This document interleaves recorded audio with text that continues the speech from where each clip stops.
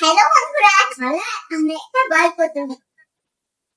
একদিন বাতাস আর সূর্যের মধ্যে ঝগড়া হলো।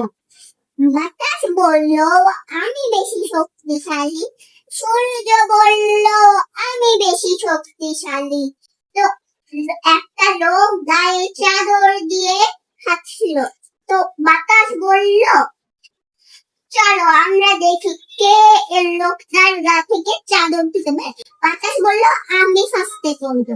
তো বাতাস জোরে জোরে বইতে লাগলো, কিন্তু বাতাস বললে তো লোকটা চাদর তুলবেই না। এরপরে বাতাসে সবকিছু এরকম হয়ে গেল। এরপরে সূর্য সূর্য জোরে বইল। এরপরে ওই লোকটা চাদর তুলল। তাহলে কার বেশি শক্তি?